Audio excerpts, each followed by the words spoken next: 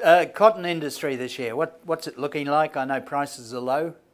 Our prices are low. We had the catastrophic impact of huge prices last year when they rose, and that wasn't driven by fundamentals. That was driven by other outside markets that drove those futures prices up.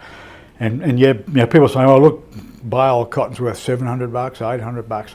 Well, as soon as I started to hear that, I was starting to shake because it's not good to be up at those sort of levels. So we had an overproduction around the world, but we also had a lot of people, when the price came off, as all markets that go up always come down, and there were people caught on the wrong side of that market. This is the mills and merchants, and a lot of those people found themselves really struggling with the contracts. So right today what's happened is our world stocks of cotton have gone right up. So it's going to take a little while to work through those sort of stocks. For Australia though, because we produce a high quality cotton, due to our investment in breeding, that going back to R&D, this industry's invested heavily with CSIRO cotton varieties.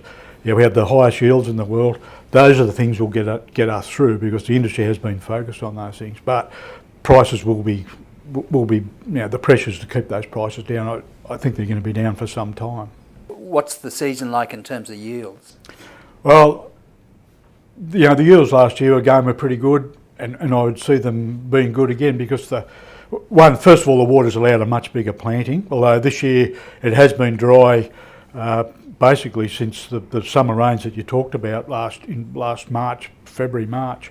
So a lot of the dry land, which makes up up to 25% of the industry, a lot of the dry land side of the industry is down. But on the irrigated, there's really not many other crops that people can look at. So the cotton area from the irrigated side staying up pretty high. But this year was a record. There's still some ginning left by some companies to go, but right now it's looking like this crop gone past is going to be somewhere around 5.2 to 5.4 million bales. That's a huge record. I'm expecting next year that'll come back, maybe 3.5 to 4 million might be the sort of range. It's early days. The crop's only just gone in the ground, but there's been a pretty significant planting of it. But again, our varieties are so highly adapted today.